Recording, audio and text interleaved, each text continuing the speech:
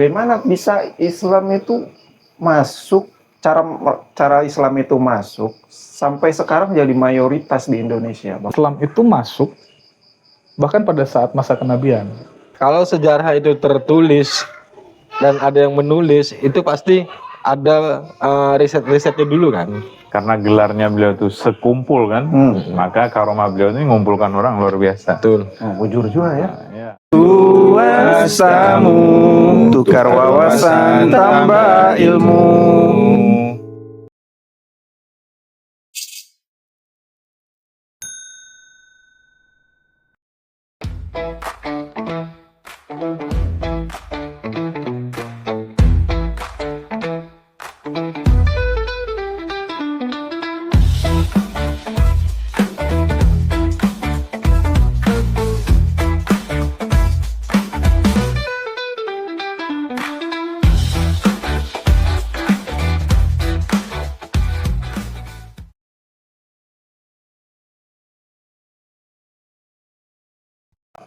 Alhamdulillah kita ketemu lagi di bincang-bincang malam ya. Bikin bincang pagi, bincang sore belum sempat, masih bincang malam. Tapi ngomong-ngomong, kalian tahu nggak tokoh penyebar agama Islam di Kalimantan, khususnya Kalimantan Selatan? Tokoh besar Siapa itu? bernama Syekh Muhammad Arsyad Al-Banjari. Atau terkenal dengan julukan Datuk Kalampayan. Ya. Makamnya di daerah Kalsel, ya di Kalampayan situ. Saya pernah ke sana itu. Pernah. Ya dari Martapura lumayan ya, lumayan. Dan di situ penduduk pendatang, penziarah itu dari seluruh Indonesia bahkan mungkin ya itu nggak habis-habis banyak. Betul. Dan beliau termasuk tokoh agama penyebar Islam, pengajar Islam. Mungkin bukan pada fase awal-awal sekali, tapi termasuk penyebar agama Islam, tokoh yang menurut turunannya itu rata-rata ulama.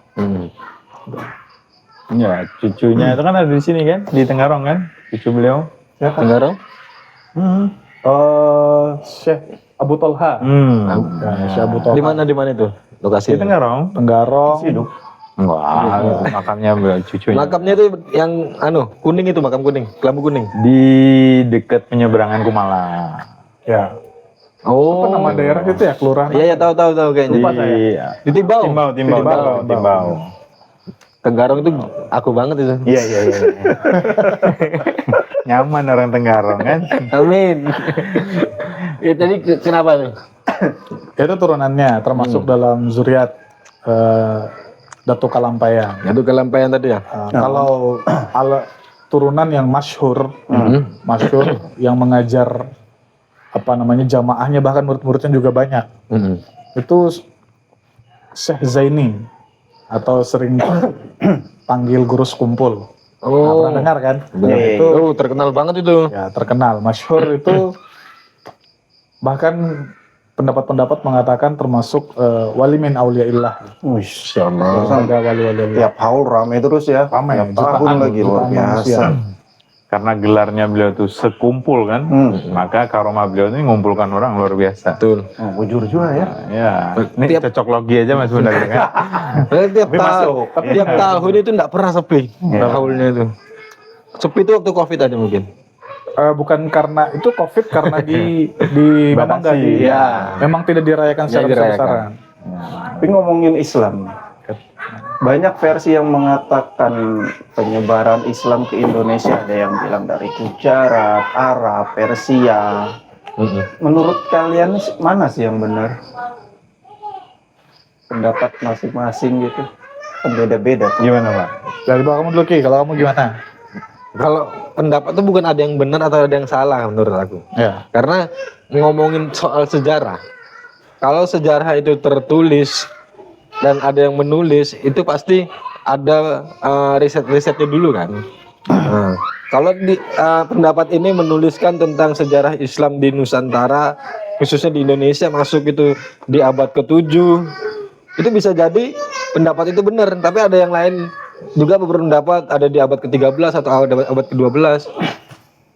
Kalau aku sih nggak bisa menyebut ini betul, pendapat ini betul, karena semua pendapat itu kan ada risetnya, ada yang nulis juga. Mm. Dan memang apa namanya, Islam masuk itu, kalau beberapa pendapat itu kan karena melalui jalur perdagangan, melalui jalur pernikahan. Ntar, ini kalau son-son dengar suara anak-anak kecil memang kita berada di masyarakat ini ya. Ya, betul. Silakan dilanjut. Karena ini kan ruang lingkup Ruang terbuka. terbuka. Nggak apa-apa. Ini bagian dari alam. Bagian dari Iya. alam. Ya itu tadi lewat perdagangan, ada juga katanya yang lewat pernikahan dari orang-orang yang datang ke Nusantara, kemudian bertemu dengan orang-orang di sini, kemudian menikah, akhirnya menyebarkan agama Islam. Berarti ada perdagangan dan perkimpoian ya. Ya mungkin seperti itu. Aku juga nggak berani menyimpulkan dengan benar ya, karena ilmu terbatas. Ini gimana, Pak? Gimana kalau Bapak? Sepengetahuan Kalau pengetahuan saya sebenarnya kurang lebih ya pendapatnya. Artinya benar tidaknya kita juga nggak tahu karena mungkin masing-masing peneliti, masing-masing daerah itu punya pendapat sendiri-sendiri. Tapi kalau menurut saya pribadi dari beberapa literatur yang pernah saya baca ataupun saya dengar, Islam sendiri masuk di Nusantara banyak jalurnya ya, seperti yang disampaikan Om Brian tadi, ada dari Gujarat, ada dari Cina, ada dari Persia, dari beberapa lah. Tapi kalau saya mendapatkan satu literatur sendiri bahwa Islam itu masuk bahkan pada saat masa kenabian. Pada saat Nabi itu masih ada, bukan sudah meninggal. Ya, saat Nabi masih ada ya? Saat Nabi masih hidup. Abad ke-6. mungkin Abad keempat awal. Oh, betul. Rasul Itu kan beliau lahir itu abad 3 pertengahan. Oh iya. ini di bulan Masehi ya, tahun Masehi ya, Masehi. Jadi abad ketiga, Iya sih. bagian tengah ke akhir. Lupa untuk Bukan abad persis. ke-6. Seingatku 500-an tahun setelah Nabi Isa wafat kan. Masehi itu kan hitungannya dari Nabi Isa kan. Kalau versi yang tak baca itu 300 sekian. Oh ya. Beliau itu lahir, terus kemudian nanti kan hijrah kan? Hijrah. Nah, itu kan beliau meninggalnya itu nanti di 400 sekian. Itu 400 sekian. Lanjut dulu. Ya kurang lebih itu 4 abad. Pernah potong tadi. Nggak apa-apa. Sampai ngelamun dia. Lagu potong kan ada juga tuh. Bebek angsa. Tapi yang jelas satu versi yang saya baca itu abad sekitar 4 tadi itu ya. Islam masuk ke Nusantara itu di awal-awal masa kenabian. Bahkan Nabi itu masih hidup ya.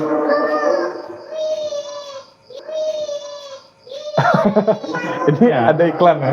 Nggak apa-apa. Iklan. Kira-kira masuk mic nggak ini ya? Enggak. Aman.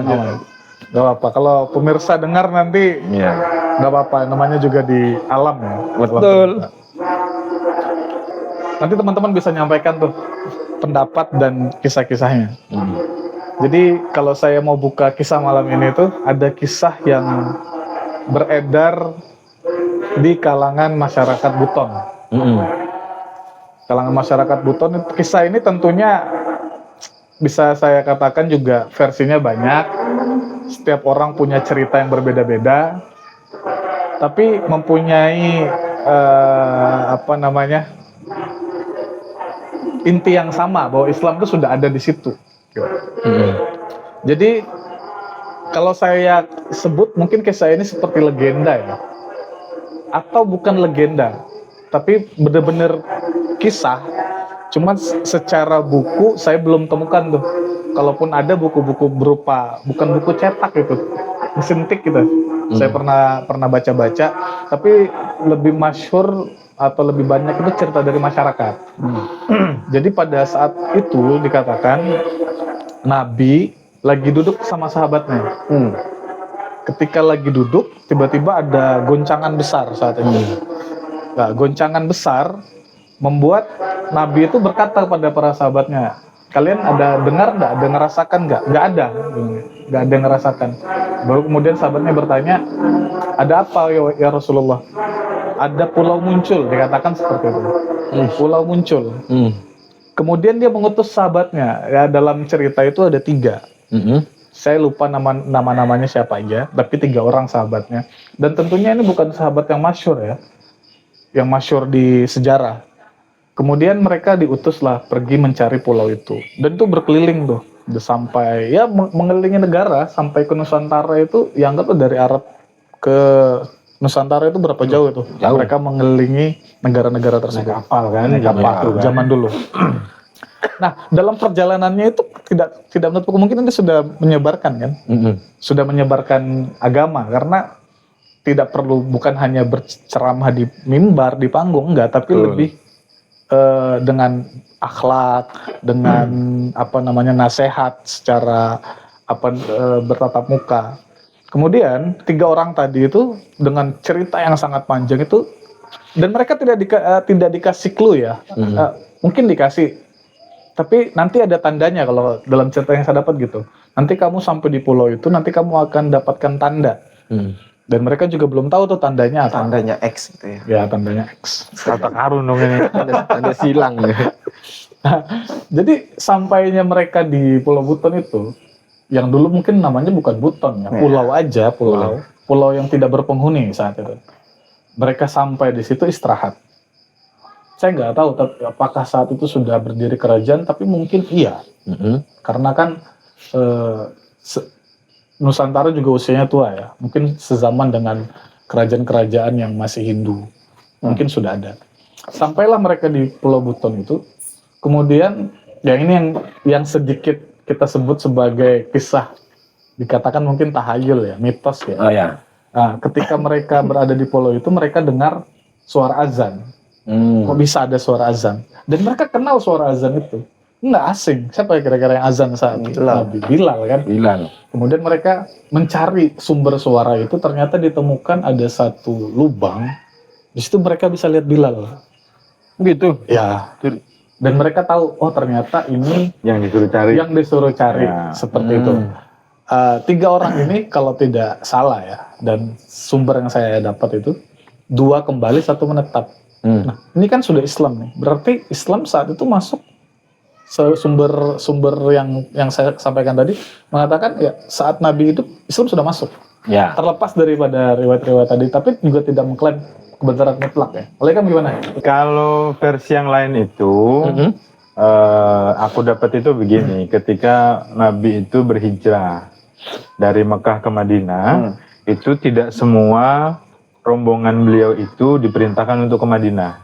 Tapi ada satu rombongan khusus yang diperintahkan oleh beliau untuk menyebar. Gitu. Ya memang pada zaman kenabian itu memang.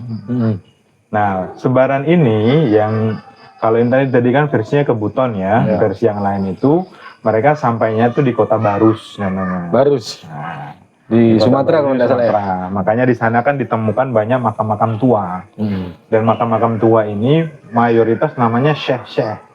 Wow. Tuh, jadi bisa jadi memang yang datang ke sana ini orang-orang yang kemungkinan besarnya dekat sama Nabi gitu. Secara pemahaman, secara keilmuan bisa jadi memang orang-orang yang berilmu. Itu. Jadi di masa itu kayak tadi kan perkiraan tahunnya itu kan Nabi itu lahirnya di sekitar 300-an. 300 tengah naik dikit lah kurang lebih. Persisnya lupa. Nah itu nanti di awal 400-an abad keempat itu kemudian hijrah. Nah ketika hijrah itu diperintahkanlah satu rombongan itu nggak ikut ke Madinah tapi menyebarkan Islam. Itu. Nah salah satunya ya ke Indonesia. Zaman itu kan belum ada Indonesia tapi ya. Belum ada. Itu. Jadi disitulah nanti beliau menetap, menyebarkan dan akhirnya kan nanti jadi kerajaan Islam pertama di Indonesia itu kan Samudra Pasai. Ya. Itu versi yang Kau ketahui. yang aku dapetin gitu kurang lebihnya. Jadi memang kalau dibilang kalau dibilang Islam itu masuknya di abad 12, abad 13, bahkan abad 16, itu menurutku kurang tepat juga gitu. Sebenarnya Islam itu sudah masuk ke Nusantara ini sudah jauh. Masih zaman Nabi masih hidup pun sudah masuk Sudah ke masuk Indonesia, Islam. walaupun memang di masa itu masa jaya-jayanya kerajaan-kerajaan Hindu-Buddha. Betul.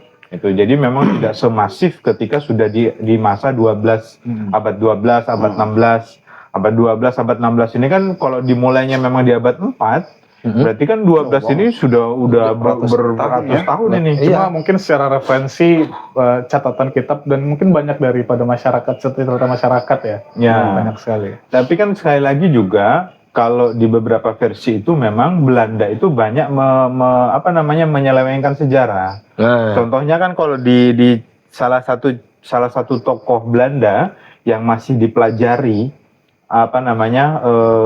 teori-teorinya itu kan teori Snok-Hurgronje itu kan. Itu kan kalau kita di hukum Islam, di perkuliahan hukum Islam itu masih dipelajari teori-teorinya dia. Teori-teori perkembangan hukum Islam itu. Jadi salah satu tokoh yang dicurigai membelokkan sejarah ini salah satunya Snok-Hurgronje. Ya. Oke. Itu. Jadi Menyamar pakai pakaian ya saya. kalau katanya orang perkuliahan itu orientalis, kaum orientalis. Kalau orientalis sih enggak sebenarnya. Snok ini teorinya itu kan kalau teorinya yang sering masih dibahas ya, dia berbicara tentang adat dan Islam. Nah, adat dan Islam. Akulturasi itu tadi. Jadi Snok itu bikin teori antara adat dan Islam itu. Itu.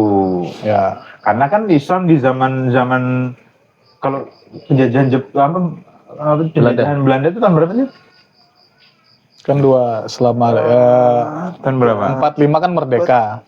45 ya, terhitung Garis merdeka. mundur lagi. Berarti kan kurang lebih masih di abad 19-an, 18-an mungkin ya. 16-an lah kan. 16-an ya. 2,5 abad ya sih. Enggak, itu Belanda yang 2,5 Iya abad. kan ngomongin Belanda. Belanda. Oh Belanda. Saya kira Jepang tadi. Kalau Jepang kan sebentar aja. Sebentar aja. Walaupun ini sejarah juga belum tentu benar ya. Nah ini kan pemerintah juga lagi punya proyek baru yang mau menulis ulang sejarah Indonesia. Itu. Jadi memang Snok ini yang jadi diindikasikan menjadi dalang Penyelewengan. menggeser sejarah-sejarah masa lampau.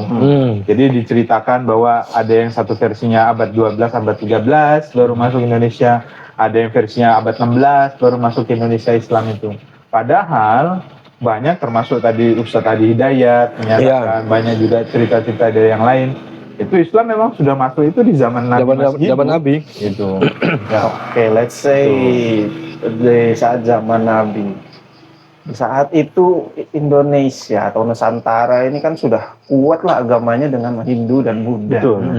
Bagaimana bisa Islam itu masuk, cara Islam itu masuk sampai sekarang jadi mayoritas di Indonesia, bahkan salah satu negara Islam yang besar lah penduduknya. Ya, penduduk mayoritas kan, Islam. Gimana cara penyebarannya kok bisa gitu? Gimana Pak? Coba kamu apa ini? Jadi Arif kita yang jawab gitu ya.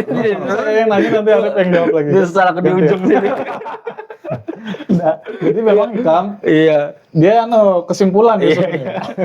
Padahal biasanya yang terakhir kan? Iya. Kalau menurut pemikiranku ya, Islam masuk waktu itu dengan kalau di zaman-zaman seperti dulu itu kan mereka masuk menyebarkan Islam tuh lewat yang paling paling banyak referensinya itu adalah dengan perdagangan itu tadi. Jadi ketika orang-orang yang ingin menyebarkan Islam dengan metode perdagangan tadi, mereka itu menurut aku ya, jadi berdagang sambil menyebarkan Islam ya. Assalamualaikum. Bisa dicontoh ya? Ya biasa. Ya karena memang dari Nusantara ini kan kita lihat banyak sumber daya alamnya yang melimpah ruah gitu. Yang memang orang-orang di luar pun menyukainya gitu. Ya. Bahkan sampai ada yang ingin menjajah kita ini hanya untuk mengambil rempah-rempahnya aja. Ya. Jadi lewat perdagangan itu mereka mengambil rempah-rempah kita, menjual rempah-rempah itu. Jadi sambil juga menyebarkan Islam, berdakwahnya itu tadi. Ya. Ya nggak sih, bener nggak sih? Ya. Silakan benarkan. Kalau perdagangan itu kecenderungannya kan ini menurutku ya, yang dengan segala keterbatasan literatur yang aku baca, kalau perdagangan itu sudah nanti di zamannya nanti Mongolia sudah masuk ke Islam. Islam. Karena kan mayoritas pedagang ini kan Cina. Nah, Oh. pada zaman Iya, itu iya. Cina itu masih dikuasai sama kerajaan Mongolia, walaupun mereka punya dinasti namanya dinasti Tang Tang. zaman itu. Tapi masih di bawah kekuasaannya dinasti Mongolia. Nah, kerajaan Mongolia. Nah, Mongolia itu masuk Islam itu di ada versinya nanti abad 6, ada versinya abad 8. Nah, kalau kita tarik kalau memang benar zaman Nabi itu Islam sudah masuk, nah berarti ini udah agak terlambat. Oh. Agak terlambat. Iya. Jadi yang paling kuat menurutku caranya Islam masuk itu dengan pernikahan. Pernikahan. Masya Allah. Contohnya yang paling dekat ya, Iya. kalau itu mau terlalu jauh, di masa-masa kerajaan.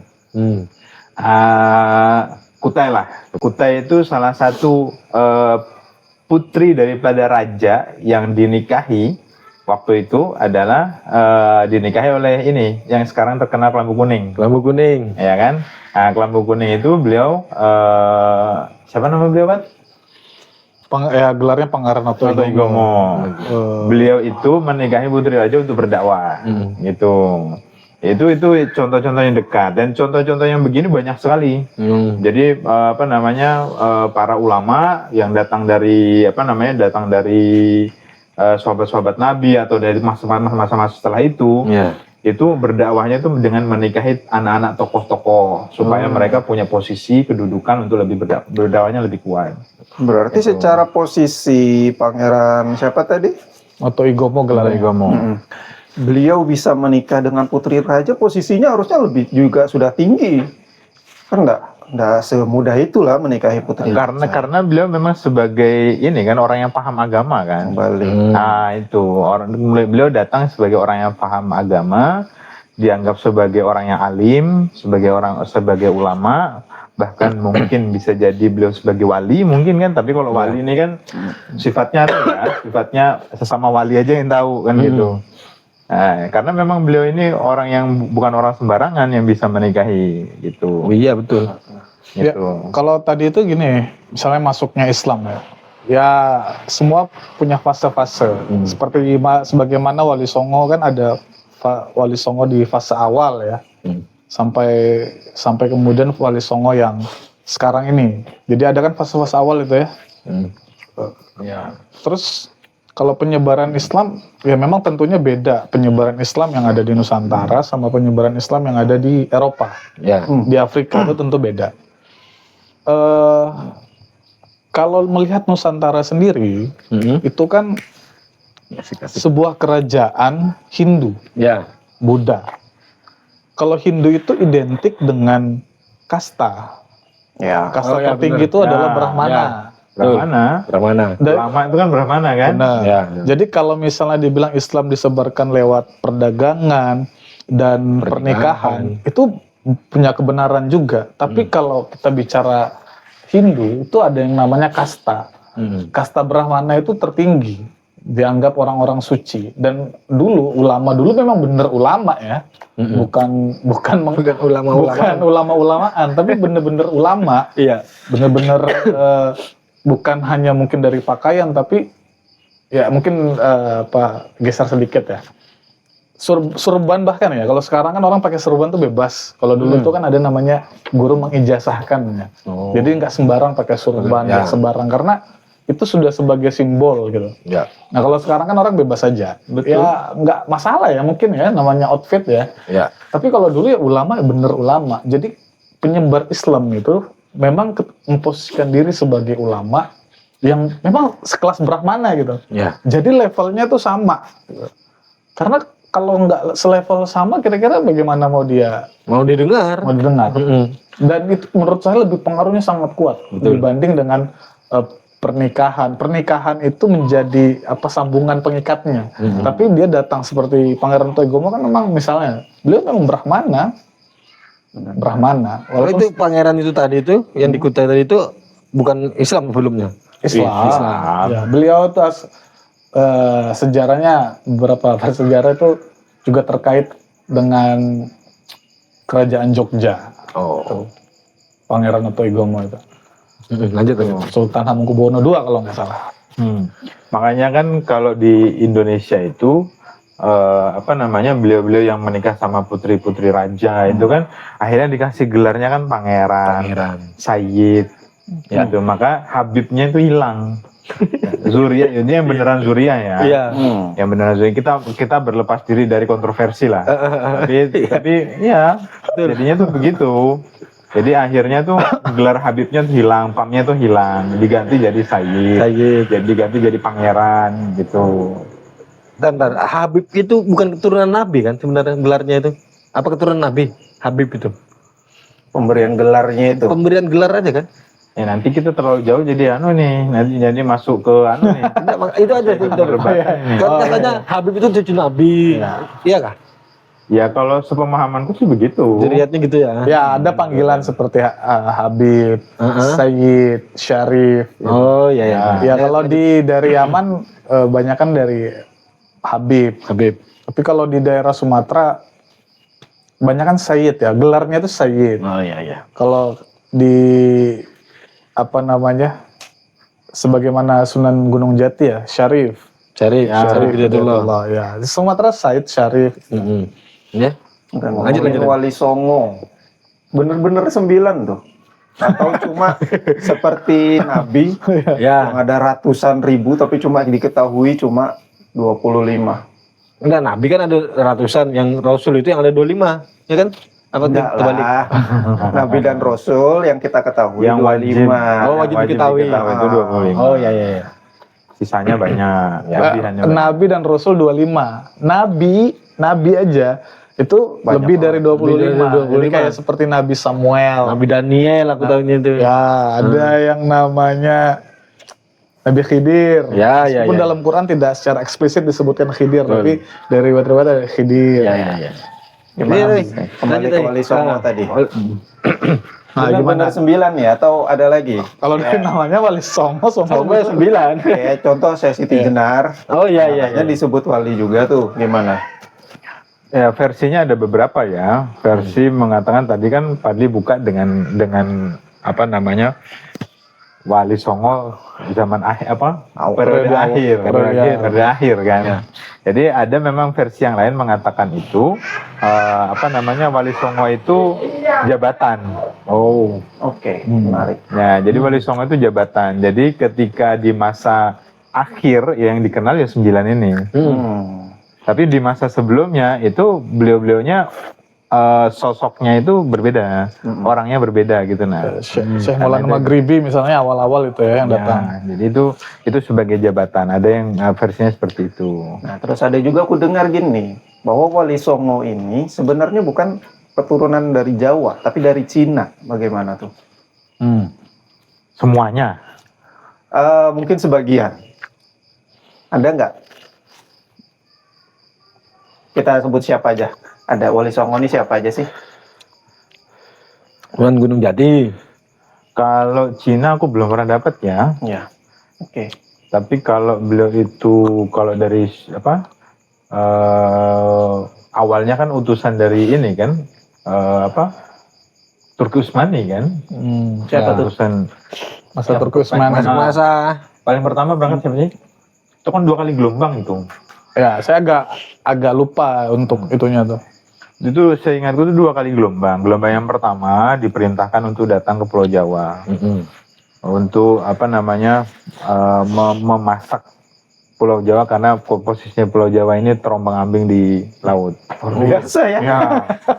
Masak Pulau Tapi kan kalau kita merunut ke belakang lagi di zaman itu sebenarnya kan sudah banyak kehidupan di Jawa itu gitu. Benar. Ya, makanya versi ini entahlah, tapi ceritanya seperti itu. Jadi termasuk Syekh Subakir ya? Syekh Subakir. Tapi itu itu yang terakhir. Oh, yang terakhir. Sebelumnya ada lagi rombongan pertama lagi dan itu gagal. Nah, yang Syekh Subakir alhamdulillah berhasil karena kan diceritakan beliau ada negosiasi dengan Sabtu Palon kan. Nah, Sabtu Palon ini berat ini. Sabtu Palon. memaku tanah Jawa di Gunung Tidar kan, akhirnya maku tanah Jawa supaya tidak terombang-ambing lagi. Asik. Dan negosiasi dengan Sabtu Palon supaya ini sudah masanya Islam masuk. Jadi ajaran ajaran Jawa, luhurnya Jawa itu geser dulu bahasanya gitu. Oh ya. Maka pesannya Sabtu Palon kan, boleh kamu bawa Islam ke sini nggak apa-apa, tapi jangan dipaksa orang Jawa untuk menjadi Islam. orang Arab. Arab, oh gitu. Nah, jangan dipaksa orang Indonesia untuk menjadi orang Barat. Ya, ya. Itu jadi nggak apa-apa Islam masuk nggak apa-apa, tapi dengan segala budi luhur, ajaran budi luhurnya Jawa gitu. Tetap ada. Ya, jadi istilahnya itu bersatu. Akulturasi tadi itu ya, Ya, antara Islam dan adat-adat. Ya kalau mau jelas tentang Wali Songo itu ada Atlas Wali Songo itu. Oh ya. Buku Atlas Wali Songo ya. Itu di situ diceritakan berbagai sejarahnya Wali Songo. Itu ada Atlas Wali Songo, bisa dicari di toko-toko buku terdekat ya. Tapi kalau hubungan, ya kalau saya bisa bilang Nusantara ini punya hubungan yang luas dengan negara-negara lain, bangsa-bangsa lain. Seperti Cina, saya memang belum dapat, tapi waktu pernah saya ke Sunan Gunung Jati itu, di situ banyak, makam Sunan Gunung Jati. Di situ tembok yang ada itu banyak piring-piring Cina. Kemudian porselin lah, peninggalan-peninggalan Cina. Itu milik dari istri Sunan Gunung Jati yang bernama Putri Ong Tien. Ong Tien. Ong Tien. Dia menikah dengan Sunan Gunung Jati yang saat itu datang dari Cina membawa banyak harta yang ditempel di dinding-dinding itu sebagai hiasan dinding, itu merupakan barang dari Putri Ong Tien tadi. Sama yang mungkin pernah waktu ke SCP ada lihat nggak kapal kecil? Iya. Yang miniatur kapal Laksamana Cheng Ho. Cheng Ho sendiri Terkenal banget itu. Ya, saya pernah baca salah satu sejarah beliau itu punya armada itu ke armada laut. Itu kalau nggak salah ya ratusan armada itu bahkan. Entah ribuan atau ratusan, saya agak lupa. Tapi armadanya besar. Jadi kalau beliau mau naik haji, itu kapalnya ditaruh jauh-jauh. Atau bahkan mungkin ada dalam satu buku itu dikatakan diwakilkan. Karena khawatir dianggap mau nyerang satu negara. Bayangin nih, kapal banyak invasi ya. Iya.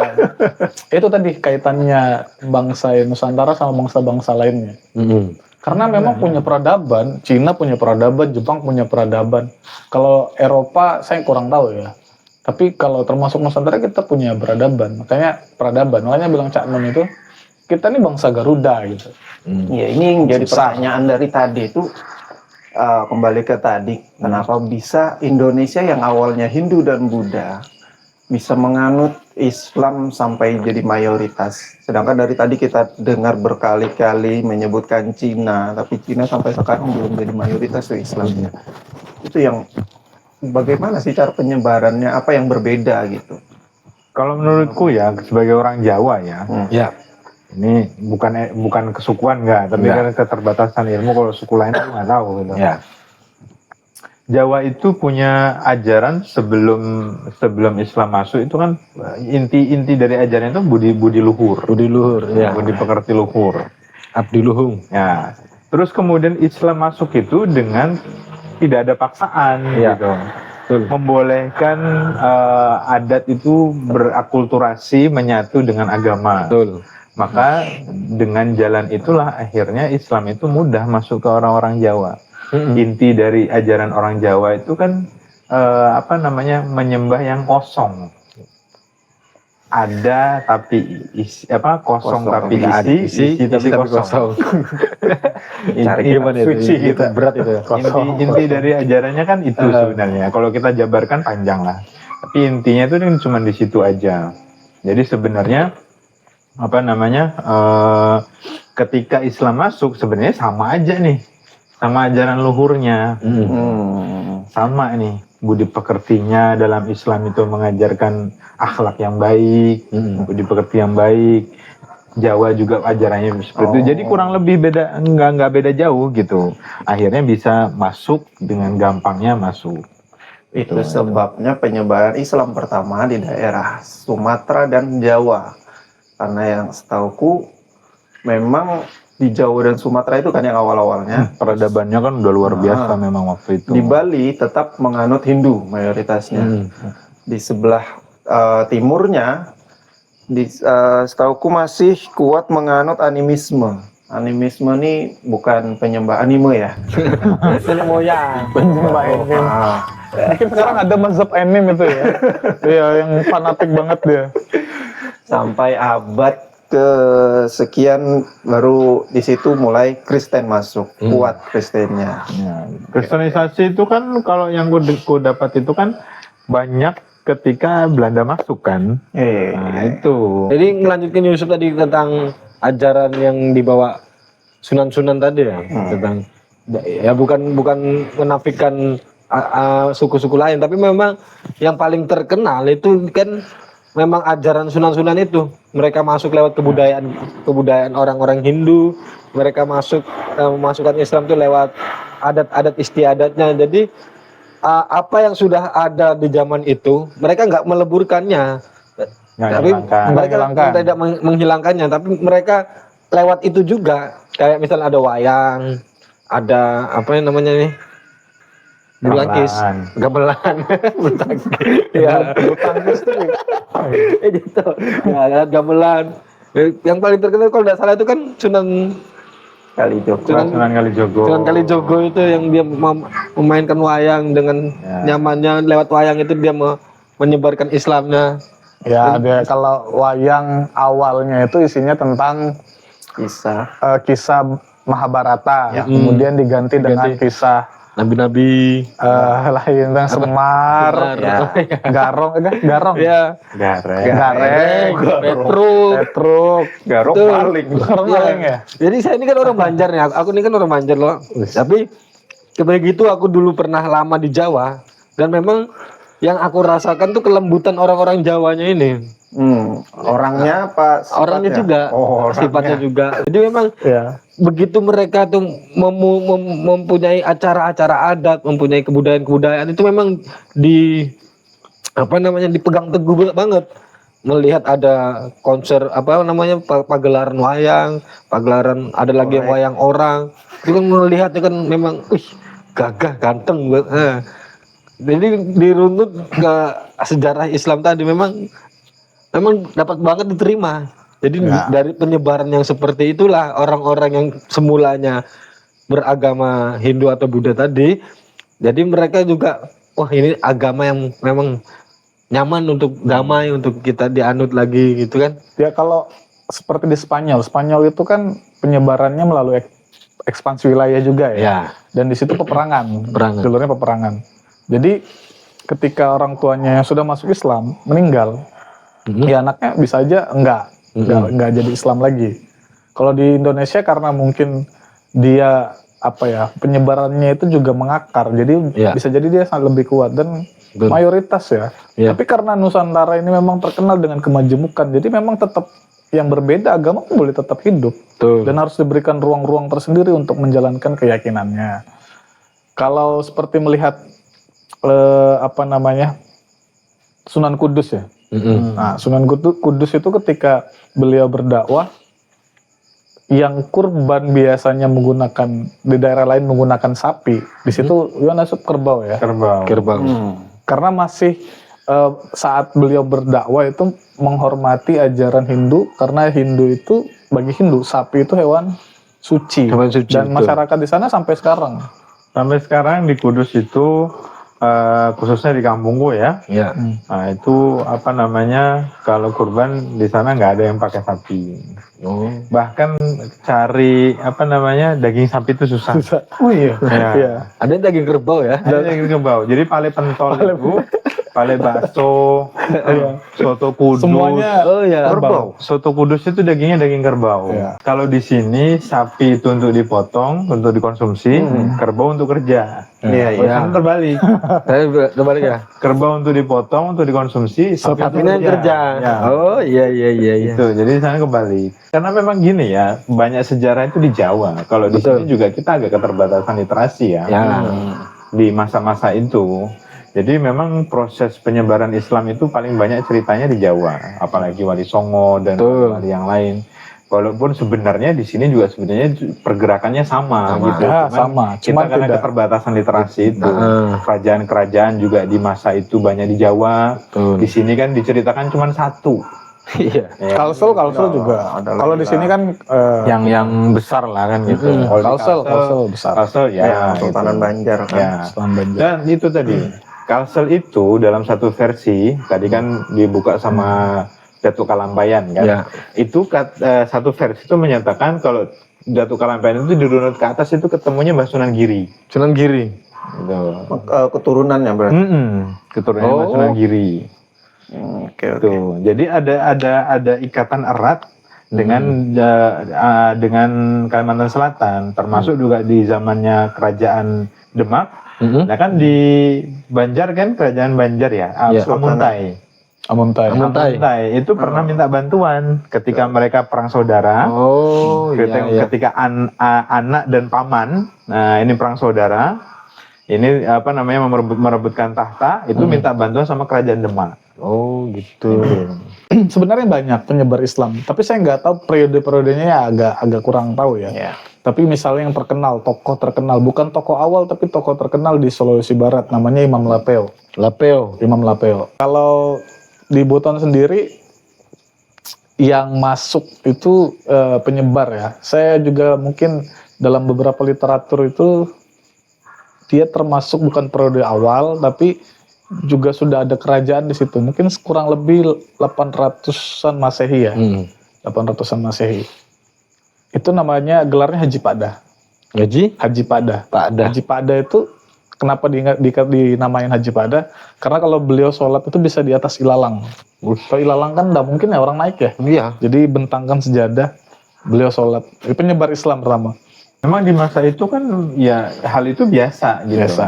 Cuma Ya. karena memang sudah pergantian masa, pergantian tahun, perbedaan pola pikir, akhirnya hal-hal yang seperti itu tuh dianggap yang aneh. Ya. Iya. Padahal yang begitu kayak jalan di atas air itu hal yang biasa. dulu, Biasa. gitu. Buat beliau-beliau. tuh Sekarang biasa. pun biasa aja kalau saya. Karena Berarti bisa jalan.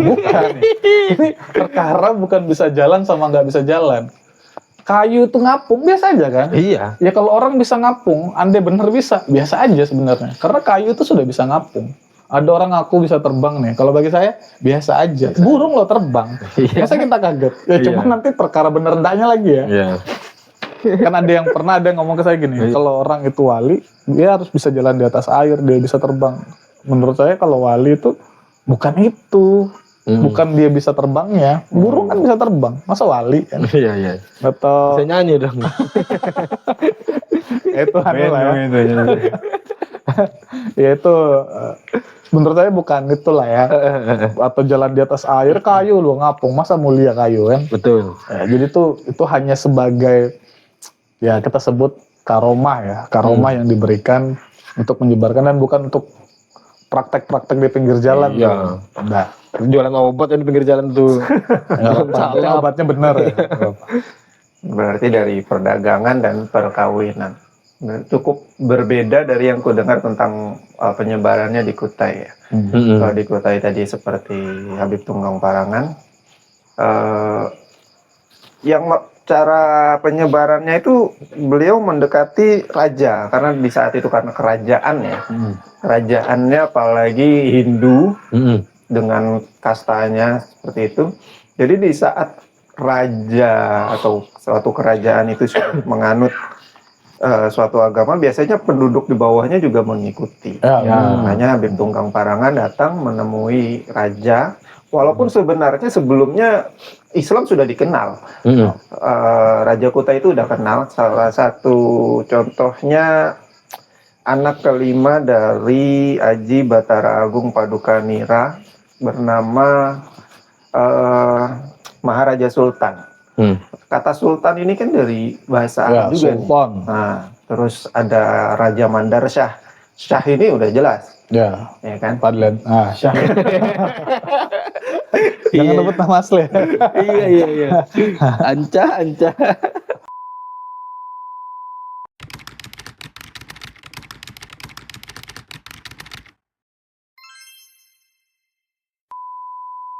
Jadi penyebaran di Kutai sendiri itu di abad ke-16 terakhir. Iya. Dan di saat awal-awal abad ke-16 juga Kesultanan Banjar udah jadi kesultanan. Sebelumnya kan masih kerajaan. Dan di saat itu si kerajaan Kutai ini menjadi vasal. Maksudnya apa ya namanya ya? Hierarkinya di bawah kerajaan Banjar, Kesultanan Banjar. Jadi masih sering bayar upeti itu Kesultanan Jadi Banjar. takluk sama kerajaan Banjar.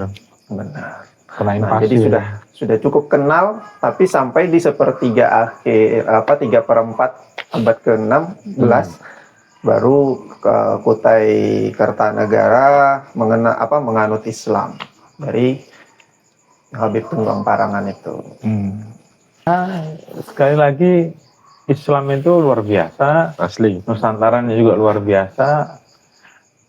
Memang peradabannya luar biasa. Kita kalau kata Cak Nun kan, kata Mbah Nun itu kan, kita itu lebih tua peradabannya dari Yunani kuno, Mesir kuno. Iya. Itu kita lebih tua di zaman Hindu Buddha itu ya. Jadi harusnya bangga gitu. Apalagi sekarang Islam sudah masuk, kita sudah jadi Islam gitu kan. Mayoritas pula kan. Mayoritas lagi. Bahkan beberapa versi mengatakan kan zuriat Nabi yang beneran ya, zuriat Nabi yang beneran itu paling banyak tuh sekarang ada di Indonesia. Di Indonesia. Gitu. Tapi sekali lagi kita berlepas diri dari kontroversi itu ya, gitu. Kita nggak masuk ke situ lah. Ya. Kan zuriat Nabi ini kan yang nggak ketahuan kan banyak juga. Ya. Gitu, ya. Tadi kan contohnya ketika mereka nikah sama Melepaskan gelarnya putri raja ya. itu jadi syarif, jadi sayyid, jadi pangeran gitu. Jadi melepaskan dari gelar habibnya, pamnya, terus melebur ke dalam kerajaan dan kemudian punya turunan itu kan luar biasa. Ya dulu memang Habib Said Syarif itu nggak gunakan gelar. Karena ada kaitannya dengan proses kejadian yang ada terjadi pada Sayyidina Husain. Ya. Nah, kemudian Kan menyembunyikan gelar semua itu. menyembunyikan kan ada pengejaran satu. Jadi menyebar seperti di Cina itu, saya pernah baca buku tentang Laksamana Cheng Ho. Jadi nama-namanya itu sudah nggak, misalnya namanya Husain gitu ya. Iya. Namanya Husain itu dia bukan, mungkin dialek atau ejaan Cina itu bukan Husain tapi Hosien. lain Hosai-ni kayak gitu. Hosaini. Ya kurang lebih ya saya bacanya gitu. Jadi sudah ada perubahan-perubahan. Di Indonesia pun sama.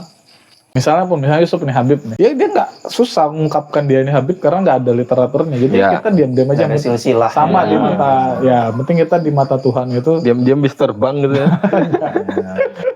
Penting bagaimana kitanya gitu. Iya.